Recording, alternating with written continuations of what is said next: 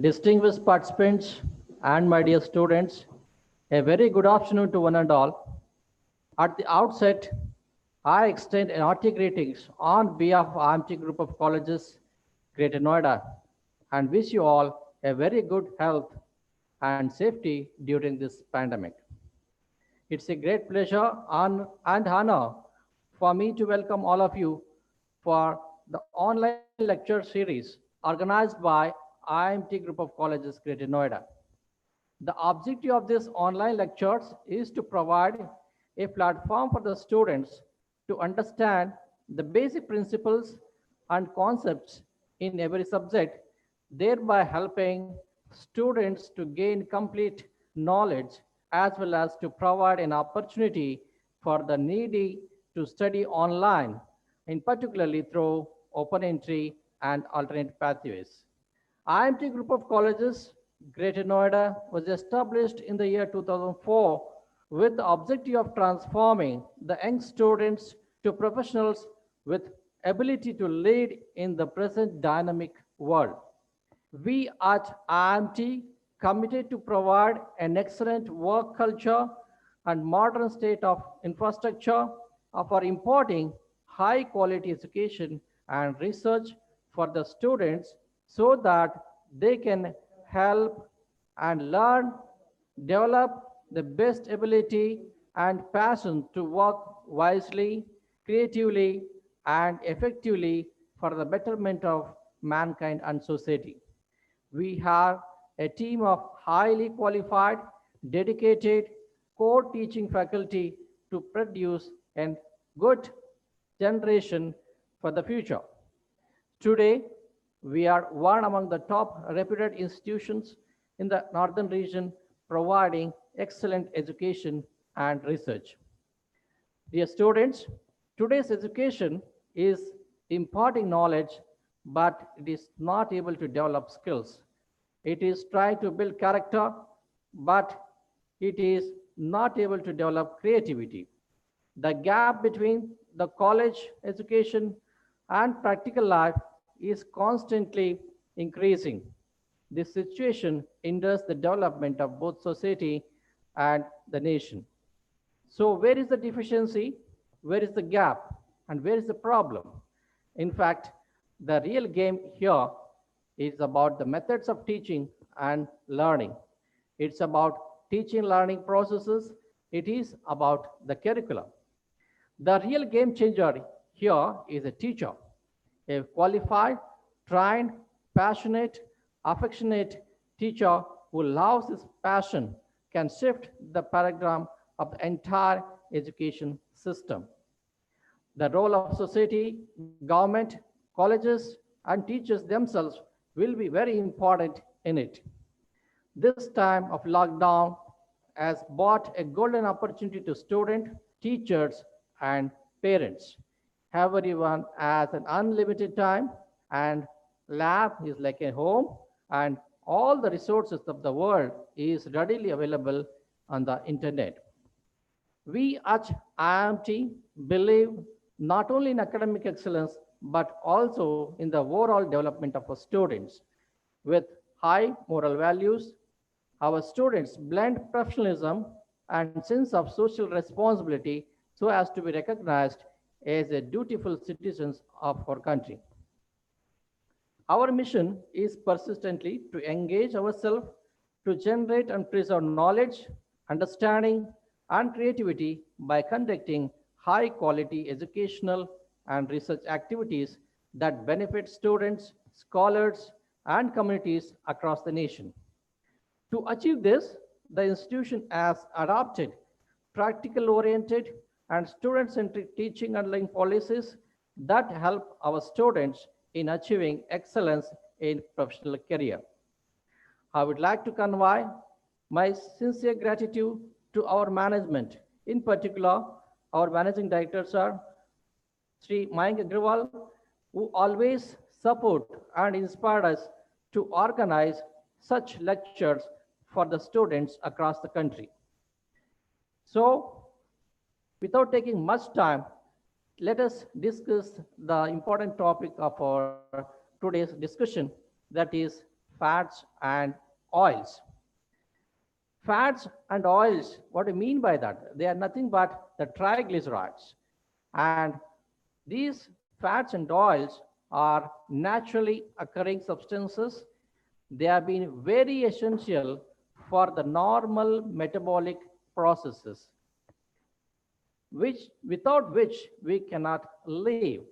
That means to say that these fats are usually solids and oils are liquids at ordinary temperature. The fats and oils are derived from natural substances, and sometimes it has been also manufactured in the laboratories. And what is this fats actually? Actually, what they do? As I said that it is not only the metabolic functions. The metabolic functions is specifically, it helps to build the tissues, it provides energy, and that's why you can call it as it is a macronutrient. That is, it is one of the essential macronutrient which is necessary for any living beings, without which it's impossible to live. And the fats is a high constituent of energy, and it adds nearly 9 calories in every gram of the fat. We mean to say that the carbohydrates and proteins maybe provide energy for a day, but these fats and oils provide energy for a month. So that's the difference we can understand. That is, the fats and oils are rich in energy, that's calories. So apart from that, these fats are also necessary to keep our skin, hair healthy. And maybe it is also the tasty. That's why we are able to consume more fats and oils, and that may lead to something else. That's the problem of today. It is cardiac problems, because high fat depositions lead to high cholesterol, and this cholesterol leads to, that is, the cardiac diseases which we are facing. So that means to say that it is not only tasty, but it makes the worst later. So it also acts as a fuel. It can help in absorbing the vitamins, that is A, D, and E. They are called as fat-soluble vitamins, and also help in the metabolism of hormones, and also helps to repair the tissues and protect the internal organs, and also help in preventing excessive loss of the heat from the body. So to know much about the fats and oils, they are nothing but they are triglycerides. The triglyceride, that means to say that they are the triacyl glycerols, because they are the esters. A triglyceride is nothing but an ester, and this ester is prepared by the combination of the 3 fatty acids joined with a molecule of glycerol, that is a trihydroxy alcohol, to form an ester, and that ester is nothing but a triglyceride. So we can call oils and fats as a triglycerides. That means tri means a triglycerol. That's a glycerol with 3 fatty acids. That's why it's called triglycerol. Combination of, that is, 3 molecules of fatty acids and 1 molecule of glycerol. That's why it's called triglyceride. So how can we name this? How the nomenclature, naming of these fatty acids can be done? So if you call that, if the OH group on the glycerol molecule is stratified with the same fatty acid and is resulting the ester, that is a glyceride, that's called a simple triglyceride.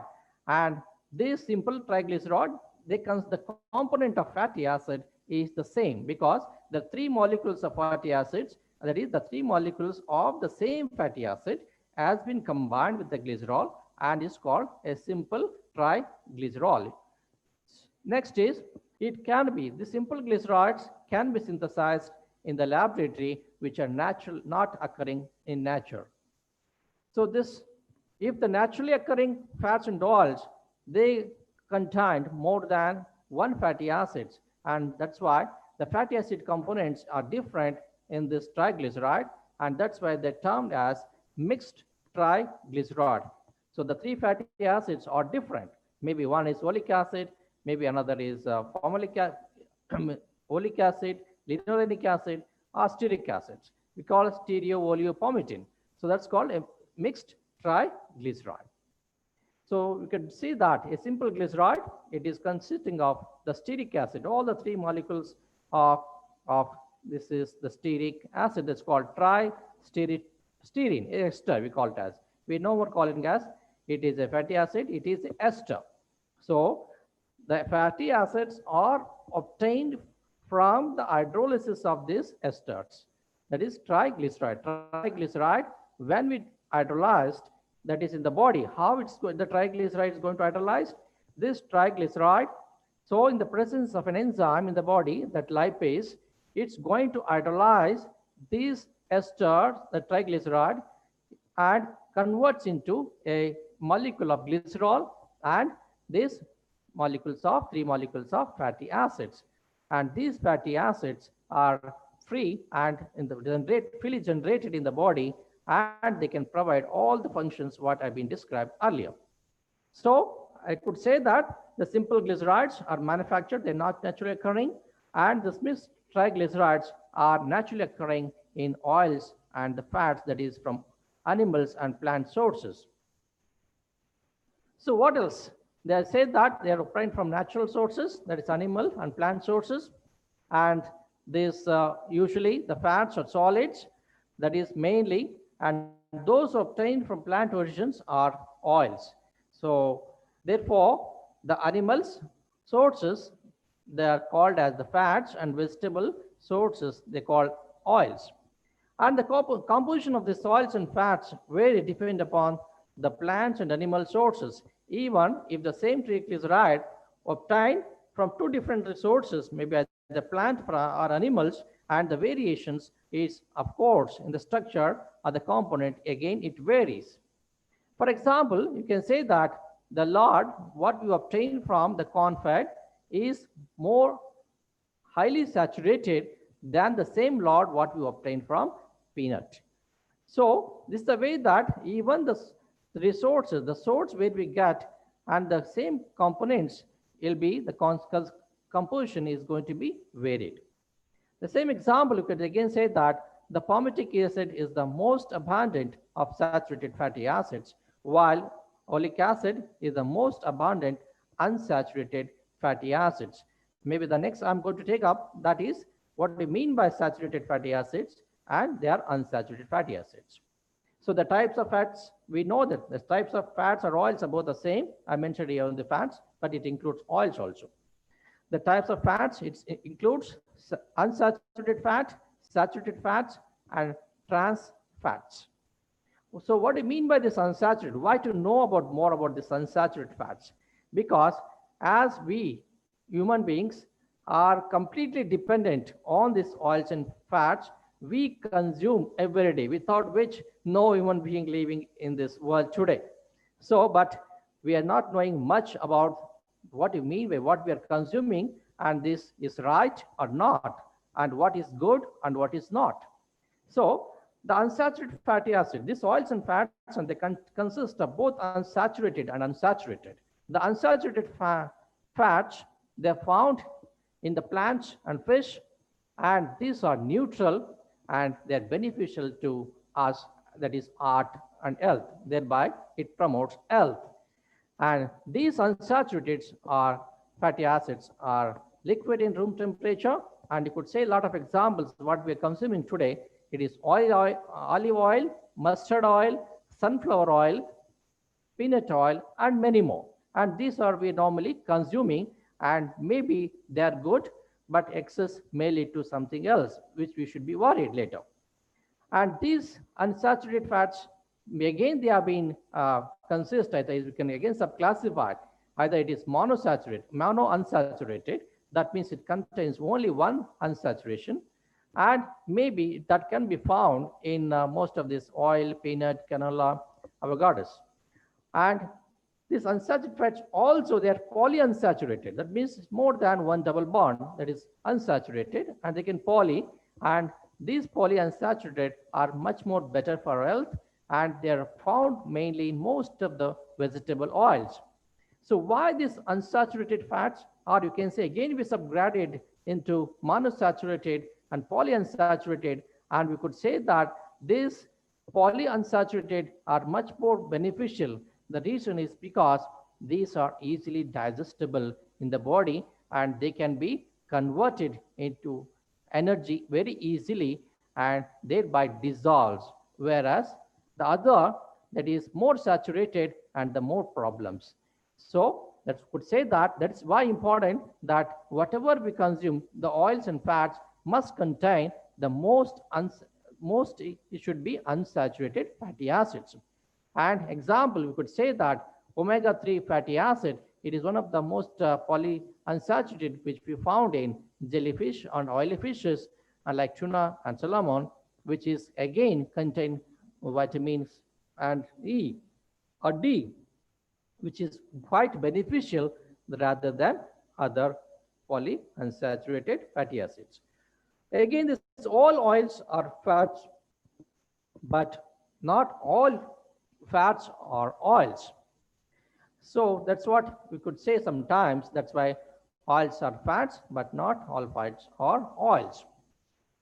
So next one is saturated fats. This is very highly dangerous for us. We should be always worry. We should be keep it away.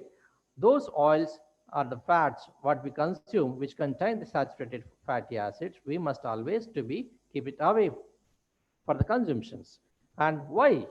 And these are the saturated fatty acids usually we found in meat and other dairy or animal products like, such as butter, ice cream, the cheese, milk, and even today we are consuming excess of milk, and excess milk with fat is highly dangerous once again.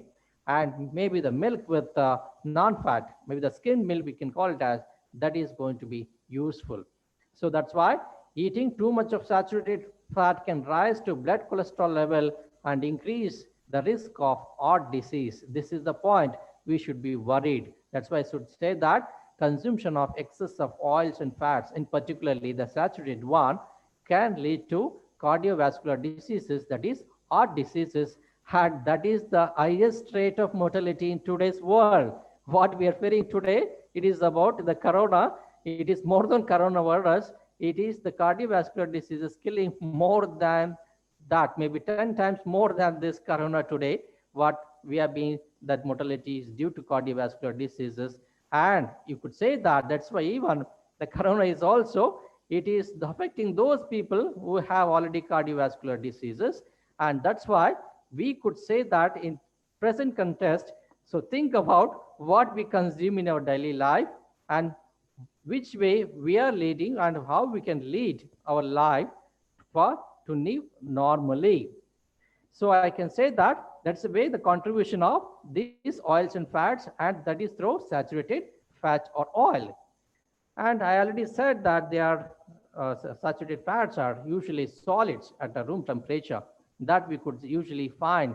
We could say in the fat, maybe coconut oils, which is again look the salad. It can be butter, lard, cheese. They all looks like solid. So before consuming this solid oils or fats, all of you be aware to know what you are going to consume and what is going to be leading. That's what the next type of fat, that is the trans fat. What is this trans fat? It is also nothing but the trans fat acid. So usually the fatty acid contains double bonds and it is stereoisomeric. Maybe it is cis or it can be the trans fatty acid it contains. So most of the naturally occurring vegetable oils and fats, they are cis isomeric and they are much more are degradable or composed, and that's why it is digestible easily rather than it is trans fat. And these trans fats are normally obtained when these vegetable oils, the unsaturated fatty acids oils, are can be saturated or during the saturation, hydrogenated, saturation, nothing but hydrogenation. During hydrogenation,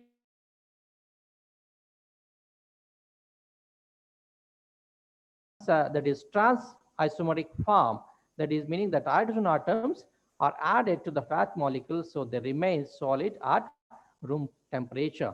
So the most common examples of these trans fatty acids are vanaspati, commercial snack foods, and baked goods, and some commercially fried fruits. So that's we call it as the junk foods, and that junk foods which all our young generations are completely relying in that, maybe the chips or anything. I could give like of examples, and these fried foods are leading to lot of problems, that is the cardiovascular diseases, and strictly these junk foods should be avoided. The junk foods containing these trans fats, the fatty acids or oils, should be completely avoided, otherwise it is going to complicate the body. Again, I could highlight this again once again. That's why the saturated fatty acid that's come from the fat or oil containing saturated fatty acids, they are bad fats. We should not consume it.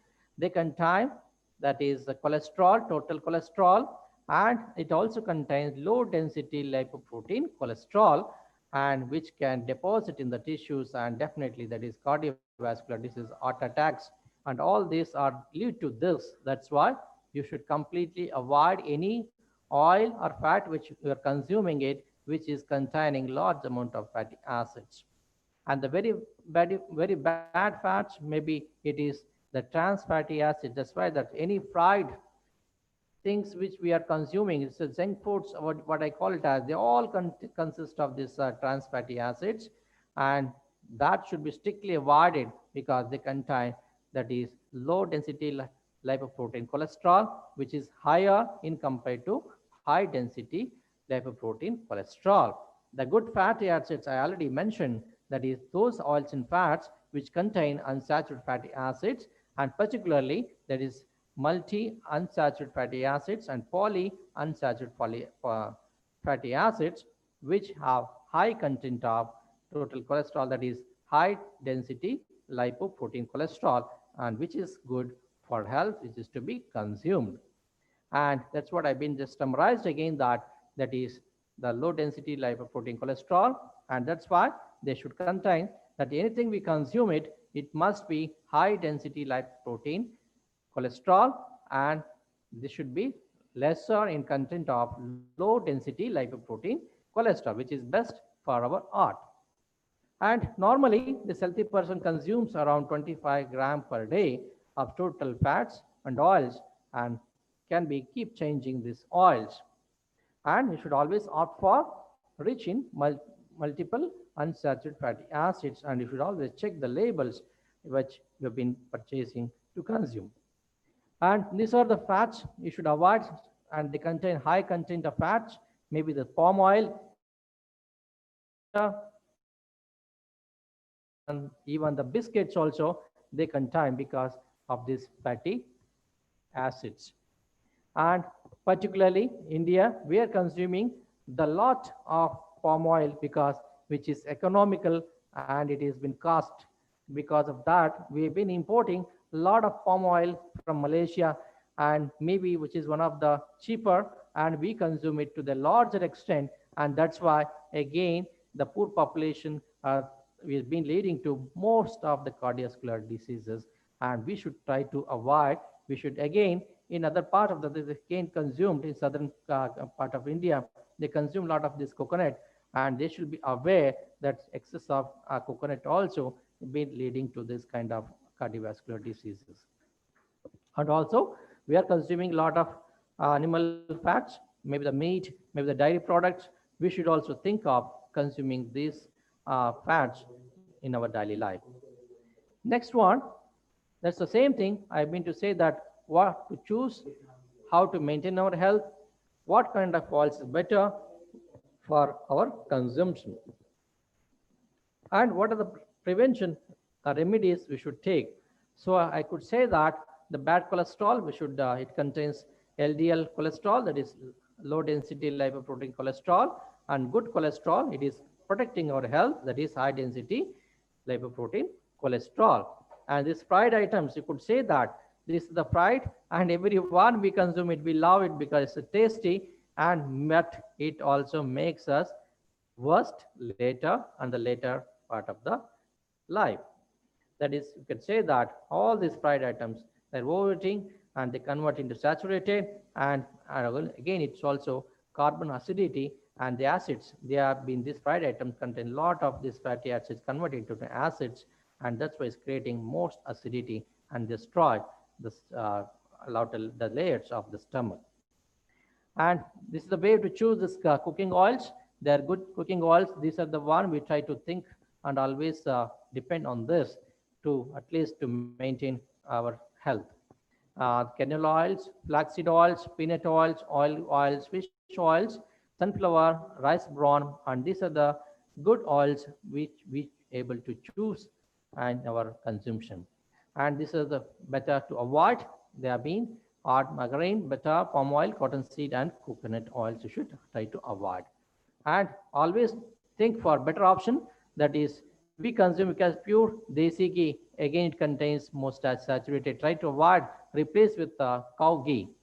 And butter, everyone is allowed to take this butter in the morning, maybe with the bread. Please try to avoid. Maybe you can use something else or alternative instead of that margarine. Or you can say sometimes you can also use this infused oils or changing oils or nutri blended oils also to be changed, because nowadays most of the oils, even the companies manufacturing here, it's highly adulterated.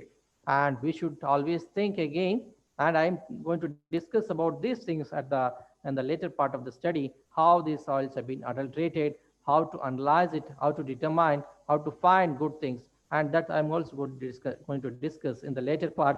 Maybe my time, maybe the duration what they've been provided is much lesser. Maybe I'm not able to discuss the entire about these oils and these fats today. Maybe if time permits, I'll cover up in the end at the later. And anyway, further moving to this selection of oils and fats, what for consumption, and how we can avoid some measures to avoid. That is, we can usually avoid these things. That is, use blended oils, infused oils, use fry after drying, use oil with antioxidants like vitamins E, D, and A, use small packs, because we purchase in bulk, maybe thinking that maybe no need to buy again and again. But the problem is that is the storage and the rancidity, because longer the storage, maybe there are the problems. So sometimes even we are thinking about the companies are adding excess amount of preservatives to preserve these oils. That is also one of the key factor causing the cancer. That also be taken care. That's why. So for consumption, always use the small packs and avoid reusing of oil, because that oil, once it has been used, it is highly rancid, becoming rancid. And what is rancid? It is nothing but the decomposition of these oils. That is the phenomenon, the term what we're using. That I'm going to discuss it later. And these are the remedies or the preventions you can try to avoid while choosing these oils and fats. So this is what avoid fast foods. And if it's the fast food, you can remove as from fast foods, it's again the fat foods. So try to think about it. And the conclusion, eating too much fat can also make us more likely to put on weight, because the foods that are high in fat are high in energy too. Unsaturated fat are very good for health. Saturated fat should be limited, maybe it's less 7% or less of total daily consumption. The trans fat strictly to be avoided, otherwise it increases the cholesterol, and that's why I said that it leads to cardiovascular problems, maybe the cardiac arrest in the later. That's what we have been facing today. So strictly avoid the commercial fats, what is being synthesized in the laboratories. So some of the reactions of these fatty acids, because I discussed about only on the consumption point of view, but I never touched upon the what is the commercial applications of these oils and fats. As the cost of these oils and fats would have been definitely much lesser than otherwise. Why? Because it has been commercially exploited. The soils and fats have been commercially exploited to a larger extent. That's why the cost of these oils and fats have been much higher in the market, because they've been used somewhere else. And where we are ourselves we are using, we are also using, every public, every citizens, we are all depending on this more than our consumption. That is either the soap, the detergents, that is the again it is the raw material of the soap and detergents and nothing but these oils and fats. You could say that any oils and fats which we can naturally hydrolyzed in the body and converts into fatty acids, But the same has been concept in external outside, that is the same oils and fat have been hydrolyzed in presence of an acid or a base and converts into, that is the salt of this fatty acids, and that's called the soap, that is the detergent.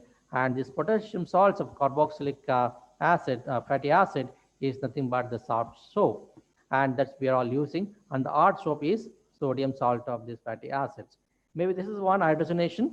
This is for to store, because oils and fats are going to degrade quickly. That's why they have been converting in most of the Western countries. This is what they've been using it, and they convert all these oils and fats by saturation and convert into saturated fat, and they can store for longer duration. And that is what. And last point I could add, that is hydrogenation. Some of the products are available. So this is the way we can convert the unsaturated to saturated. The only purpose is to store for longer duration and to consume it for longer. This is the rancidity of oil. I could say that oxidation happens. If you keep for longer durations, these oils and fats oxidized, and they convert into unpleasant aldehydes and ketones and the acids, which is unpleasant. That's what they're most of the commercial oils and fats, they've been adding preservatives to avoid this, but the preservatives should be also limited. So this is about rancidity. Drying of oils. I said that more than this soap detergent industries, these oils again they've been using in varnishing industries. And that's why again that is the applications of oils and fats, that paints is particularly in the paint industry, they've been much more widely utilized. And that's why, because these oils and fats, they have the property to undergo polymerization, and that's the phenomenon is called as drying. And using this property, all these oils have been used to convert and to make our preparation of the paint art varnishes. And again it's been used wide applications in the paint industry. So I mean to say that even as I said in the beginning, I don't have much of time, but anyway I will end at the one thing, that how these oils to find purity of these oils and fat. You could say that only one thing I discussed, maybe I short of time. So I discussed one of the point, that is acid value. To this is the way to find one of the oils and fats is pure or not. All these analytical constants they mention in Indian pharmacopoeia, the grade for each and every oil we consume today, it has been very clearly the numbers, the standards, limits have been very specifically mentioned. And if any oils and fats they've been deviating from these normal values, indicates that they are unpure and should not be consumed. So acid value is one of the parameter. It is that we're finding out excess of free fatty acids. As I said, that oil and fat is a triglyceride, it's an ester. So it should not be any free acid, should not contain any free acid. Maybe if it is allowed only a permissible limits. So if any any fat or oil, if they contain excess of free fatty acid in the composition, that indicates that this is it is degraded or it is adulterated, and that can be found out by the laboratories. Even in our college we do analyze regularly and analyze the oils and fats what we consume, and to try to find out which is as per the norms of the Indian pharmacopoeia, that is the standards of drugs what we refer to as, and is considered in the same standard value. And if the value of this given oil or fat, if it excess and it is higher the number, that indicates that it is unfit and should not be used. So other examples are there. Maybe I said that I'm not able to cover all these points today. Maybe anytime in the future we could find and discuss and take more classes in future if permits. So anyway, thank you everyone for the patience hearing, and I again request all the audiences, participants, and particularly the students, please encourage our faculty members who have been coming out with excellent topics for the discussion, and please do like and subscribe to our channels, that is IIMT Group of Colleges. Thank you everyone. Thank you very much.